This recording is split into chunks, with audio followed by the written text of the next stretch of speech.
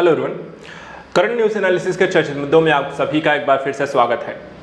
वर्तमान समय में देश में यूजीसी नेट और नीट की परीक्षा में धांधली को लेकर के देशव्यापी यहां पर एक आंदोलन चल रहा है, जिसमें एनटीए जो कि नेशनल टेस्टिंग एजेंसी है उसको जिम्मेदार ठहराया जा रहा है। उनके द्वारा यहाँ पे परीक्षा में गड़बड़ियों को लेकर के ना तो यहाँ पर किसी तरीके के मानक सेट किए गए, बल्कि जो मानक सेट भी किए गए उनका भी लगातार उल्लंघन किया गया है।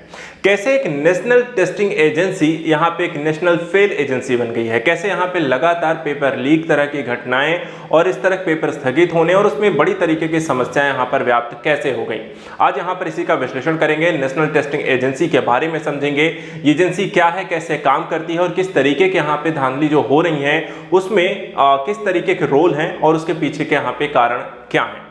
सबसे पहले अगर हम नजर डालें यहाँ पर नेशनल टेस्टिंग एजेंसी को लेकर के जो मुद्दे यहाँ पर चर्चा का विषय आपको देखने को मिलता है, दो बड़े एग्जाम। एक तरफ यहाँ पर आपने देखा कि 18 जून को यूजीसी नेट का एक एग्जाम हुआ, जिसको यहाँ पर शिक्षा मंत्रालय के द्वारा किसी प्रकार की गड़बड़ी की आशंका के चलते यहाँ पे डार्कनेट पे कह रहे पेपर लीक हो गया है और उसको यहाँ पर एग्जाम को कैंसिल कर दिया गया है।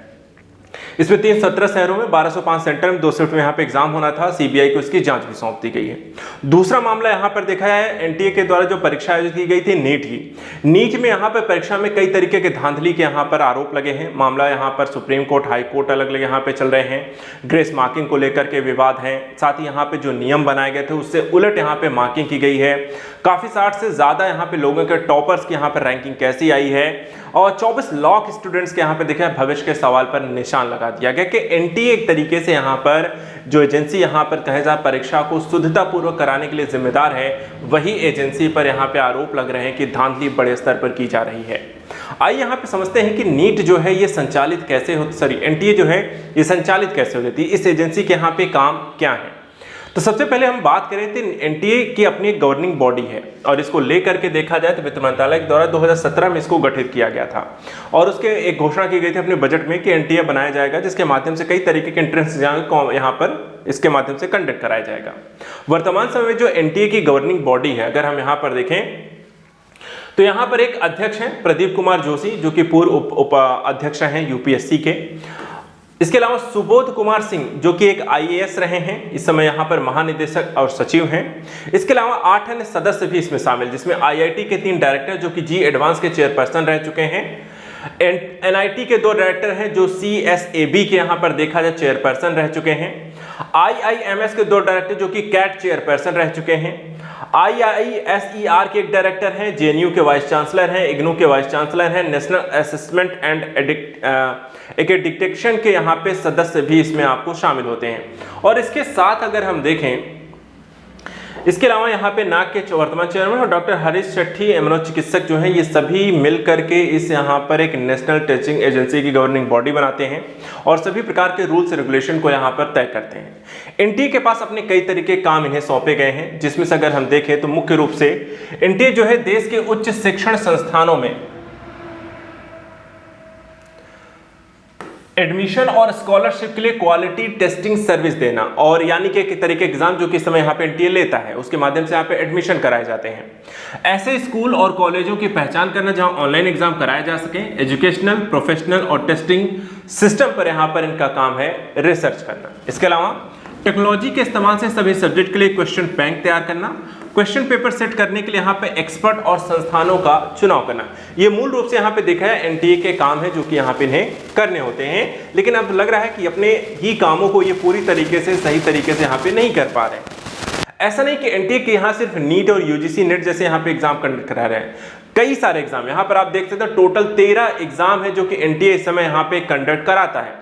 इसमें अगर हम देखें कौन कौन से एग्जाम आते हैं तो यहाँ पर आप देखें कॉमन यूनिवर्सिटी एंट्रेंस टेस्ट, जिसको हम CUET कहते हैं। दूसरा यहाँ पर देखिए ज्वाइंट एंट्रेंस एग्जामिनेशन, जिसे हम जी कहते हैं। नेशनल एलिजिबिलिटी टेस्ट, जिसे यूजीसी नेट करते हैं, ये यहाँ पर देखा अभी आपको कैंसिल हो गया है। National eligibility cum entrance test NEET UG और नीट पीजी, इसमें से नीट यूजी को लेकर के यहाँ पे धांधली के आरोप लग रहे हैं। नीट पीजी का आपको देखा है एडमिट कार्ड आ चुका है।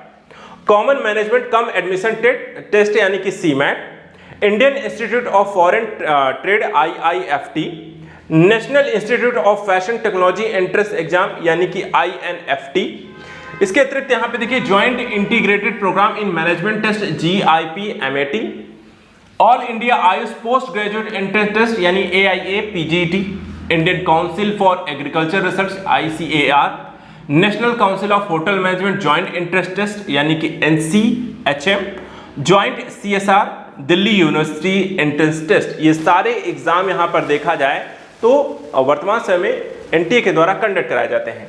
वहीं इनमें से कुछ एग्जाम साल में एक बार और कुछ एग्जाम यहाँ पे साल में 2 बार कंडक्ट कराए जाते हैं। जैसे कि नीट के अलावा NTA बाकी exam computer based CBT mode पर होते हैं और UGC नेट का एग्जाम भी ऑफलाइन यहाँ पे कराया गया। और यहीं पर एक समस्या आई, जो एग्जाम आपने पेपर बेस्ड कराएं वहीं पर एग्जाम लीक हुए हैं और वही यहाँ पर वर्तमान समय में एक मुद्दा बन चुका है। क्यों यहाँ पर कंप्यूटर बेस्ड एग्जाम ये नहीं कराए गए।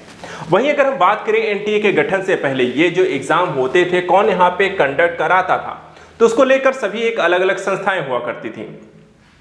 एग्जाम जिम्मेदार संस्था, और कब तक यहाँ पे देखें तो CUET का एग्जाम राजस्थान यूनिवर्सिटी कराती थी 2020 तक, गेट का एग्जाम IIT कराती थी 2020 तक, UGC नेट का एग्जाम AICTE कराती थी 2017 तक, इसी तरह नेट का एग्जाम UGC कराता था 2017 तक, CMAT का एग्जाम AICTE 2018 तक कराता रहा है, जी एडवांस का एग्जाम CBSE कराता रहा है 2018 तक, IIFT का एग्जाम IAFT ही कराता रहा है 2019 तक, GPAT का एग्जाम AICTE 2018 तक कराता रहा है और नीट का एग्जाम CBSE कराता रहा है 2018 तक। ये सारे एग्जाम अलग अलग संस्थानों के द्वारा अलग अलग समय तक यहाँ पे कराए गए, लेकिन NTA के गठन के बाद ये सारे एग्जाम इन्हें कुल 13 एग्जाम वर्तमान समय में ये कंडक्ट कराते हैं। इसके अलावा CBSE देश की 15% मेडिकल सीट्स के लिए प्री मेडिकल टेस्ट PMT आयोजित करता था और एम्स जैसे संस्थान अपना अलग एग्जाम यहाँ पर करवाते थे।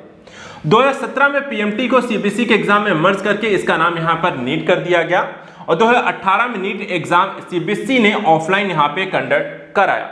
2019 में हम देखें नीट का एग्जाम NTA के हाथों में चला गया और एम्स और GIP-MER जैसे एग्जाम भी यहाँ पर नीट के तहत होने लगे, यानी कि मेडिकल से रिलेटेड जितने भी यहाँ पे एग्जाम थे उनको मर्ज कर दिया गया, उन्हें नीट के अंतर्गत ले गया गया और सारे एग्जाम यहाँ पर नीट के अंतर्गत ही अब आपको NTA कराता। और यही एग्जाम इस समय वर्तमान समय में सबसे ज्यादा चर्चा का विषय है। क्या धोखेबाजी से यहाँ पे जो डॉक्टर बन जाएंगे वो कैसे यहाँ पे इलाज करेंगे, इसके लिए जिम्मेदार कौन होगा, क्या यहाँ पे NTA इसकी जिम्मेदारी लेगी, क्या एक भ्रष्टाचार एजेंसी के रूप में यहाँ पर ये पनप रही है। वर्तमान समय में देखें NTA आने से पहले अगर देखा है ना सिर्फ यहाँ पे एग्जाम कंडक्ट कराते हैं बल्कि इसमें चेंजेस भी इनके द्वारा लेकर आए गए। जैसे कि नीट के एग्जाम में अगर हम देखें NTA ने जब एग्जाम इन्होंने कंडक्ट कराना शुरू किया तो एग्जाम जो है ऑफलाइन मोड में था जिसमें कोई बदलाव नहीं किया गया। फ्रीक्वेंसी साल में एक बार रही है, इसमें भी कोई बदलाव नहीं किया गया। सिलेबस जो था जो 97 चैप्टर्स हुआ करते थे उसे घटा करके यहाँ पर NTA के द्वारा 79 चैप्टर्स कर दिए गए और मार्किंग पैटर्न, टाइमिंग, सवालों की संख्या, मार्किंग में यहाँ पे कोई बदलाव नहीं किया गया, तो सिलेबस यहाँ पे परिवर्तित किया गया। दूसरा, जी एग्जाम में देखें तो NTA के द्वारा जो यहाँ पर चीजें यहाँ पर थोड़ा सा बदलाव किए गए, जैसे कि मोड पहले 2010 तक ऑफलाइन मोड था, 2011 में यहाँ पे ऑफलाइन के साथ ऑनलाइन कंप्यूटर बेस्ड कर दिया गया। स्टूडेंट को मोड चुनने की स्वतंत्रता थी और 2018 से पूरी तरीके से इस एग्जाम को इन्होंने ऑनलाइन कर दिया। फ्रीक्वेंसी की बात करें तो एग्जाम साल में 2 बार और कई दिनों में होते हैं। 2024 में एग्जाम को 6 दिन यहां पर चला। सिलेबस के बारे में देखें, सिलेबस यहां पे कम किया गया है। मार्किंग पैटर्न, सवाल टाइमिंग, सवालों की संख्या, मार्किंग में फिलहाल कोई बदलाव यहां पे नहीं किया गया है। इसी तरह एक एग्जाम और यहां पे देख सकते हैं आप जिसको हम कहते हैं CMAT का एग्जाम। CMAT के एग्जाम को लेकर भी यहां पर नीट के द्वारा जो आमूलचूल परिवर्तन किए गए, जैसे कि 2012 में ये ऑनलाइन मोड था, इसमें कोई बदलाव नहीं किया गया है। फ्रीक्वेंसी 2015 तक साल में 2 बार थी, जिसे 2016 से 1 बार हो गई है। सिलेबस देखें, एंटरप्रेन्योरशिप, इनोवेशन जैसे 2 सेक्शन इसमें और जोड़ दिए गए। Marking pattern, exam pattern, marking timing, सवालों की संख्या में इसमें भी कोई बदलाव नहीं किया गया है। इसके अलावा जो सबसे बड़ी समस्या वर्तमान समय में रही है, जहां एग्जाम सेंटर से पेपर लीक होने की घटनाएं लगातार बढ़ी हैं, नीट NTA जैसी एजेंसी के द्वारा देखा एग्जाम सेंटर बनाने की प्रक्रिया तो बहुत सख्त रखी गई, लेकिन इसमें धांधली लगातार होती रही है और इसके लिए भी देखा जाए तो NTA जिम्मेदार है। क्यों इस तरह के नियम बनाने के बावजूद इन सेंटर से एग्जाम क्योंकि सबसे ज्यादा लीक होने की घटनाएं आपको होती हैं। यहां पे देखिए जो समस्या रही है, जैसे कि NTA के द्वारा एग्जाम सेंटर पाने के लिए बोली लगानी पड़ती है और इसके लिए 1 करोड़ रुपए तक के अर्नेस्ट मनी डिपॉजिट यहां पे करना होता है। ठीक है, बोली लगाने वाली संस्था कम से कम 5 साल पुरानी प्राइवेट लिमिटेड कंपनी या LLP यहां पे लिमिटेड लायबिलिटीज पार्टनरशिप या फिर केंद्र सरकार की सरकारी कंपनी यहां पर होनी चाहिए। यानी कि कंपनी ग्रुप में आपने काम किया हो और यहां पर आपका रजिस्टर्ड होनी चाहिए। इसके साथ कम से कम 5 सालों का एक्सपीरियंस होना चाहिए। बीते 5 सालों कंपनी फायदे में चलती होनी चाहिए और उसका औसत सालाना टर्नओवर 100 करोड़ रुपए से यहां पे ज्यादा होना चाहिए। यानी कि कोई भी कंपनी जो इस तरह के यहां पे बोली लगाएगी उसका एक बैकग्राउंड यहां पर होना चाहिए। कंपनी के डायरेक्टर को एग्जाम को लेकर किसी गड़बड़ी के चलते सरकार के द्वारा ब्लैकलिस्ट ना किया गया हो। बीते 10 सालों उस पर ऐसी किसी गड़बड़ी के चलते कोई यहाँ पे आपराधिक मुकदमा ना चल रहा हो। तो मानक यहाँ पे जो आपने बनाए हैं वो अच्छे बनाए हैं, सख्त बनाए हैं कि हाँ भाई किसी प्रकार के यहाँ पे गड़बड़ी नहीं होनी चाहिए। लेकिन उसके बावजूद यहाँ पे एग्जाम अगर लीक हो रहे हैं, पेपर लीक हो रहे हैं, वो सेंटर से आउट हो रहे हैं या कहीं से उसमें यहाँ पे हैक हो रहा है, कुछ भी यहाँ पे गड़बड़ हो तो उसके पीछे के रीजंस क्या है। देखिए एक बड़ी समस्या सेंटर्स पर क्या है, जैसे कि एग्जाम सेंटर में कम से कम यहाँ पे 275 कंप्यूटर में लैब, सीसीटीवी कैमरे, बिजली, एसी के रूम, पर्याप्त फर्नीचर, मैन पावर और इंफ्रास्ट्रक्चर होना चाहिए। लेकिन इनके बावजूद क्या यहाँ पर इन्हीं का प्रयोग करके, टेक्नोलॉजी का प्रयोग करके ही पेपर लीक किए जा रहे हैं। क्योंकि जिस कॉलेज में ये सारी चीजें व्यवस्था हो रही है, क्या उनका जो वर्तमान समय में लोग पकड़े गए हैं उनके द्वारा जो यहाँ पे बयान दिए जा रहे हैं वो अपने आप में यहाँ पर क्वेश्चनेबल हैं कि एनटीए यहाँ पर एग्जाम सेंटर के साथ किस तरीके की कार्रवाई करेगा। एग्जाम सेंटर तक जाने के लिए पब्लिक ट्रांसपोर्ट होना चाहिए। शहर के बस स्टैंड, रेलवे स्टेशन से सेंटर की दूरी 20 किलोमीटर से ज्यादा यहाँ पे नहीं होनी चाहिए। एग्जाम सेंटर शोर शराबे वाले इलाके, मैरिज हॉल, शराब की दुकान, कमर्शियल कॉम्प्लेक्स के आसपास भी नहीं होनी चाहिए। किसी एग्जाम के लिए दिन या उसके बाद अगर एग्जाम के कैंसिल या स्थगित किया जाता है तो भी सेंटर को पूरी तरह यहाँ पे रकम दी जाती है। इतने सख्त नियमों होने के बावजूद अगर हम देखें तो एनटीए के एग्जाम सेंटर पे किसी न किसी तरीके से गड़बड़ी और नकल जैसी घटनाएं होती रही हैं। 2021 के एग्जाम में भी देखें जिसमें जी मेंस का एग्जाम था, अगर आपको याद होगा, इस परीक्षा के बाद 23 एग्जाम सेंटर को ब्लैकलिस्ट किया गया था और 49 सेंटर को जांच के दायरे में लाया गया था। तो ये घटनाएं ऐसा नहीं है कि हर एग्जाम में नहीं होती हैं, लगभग हर एक एग्जाम इस तरह की घटनाएं आपको एग्जाम सेंटर से होती हैं। तो एनटीए एक नेशनल टेस्टिंग एजेंसी, क्या एक नेशनल फेल एजेंसी बन गई है?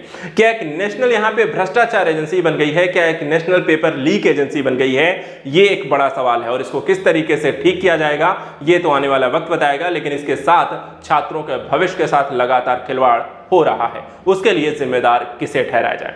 फिलहाल आज के लिए इतना ही। नेक्स्ट वीडियो में कुछ और इंपॉर्टेंट टॉपिक्स को लेकर डिस्कस करेंगे। Thank you so much and good luck.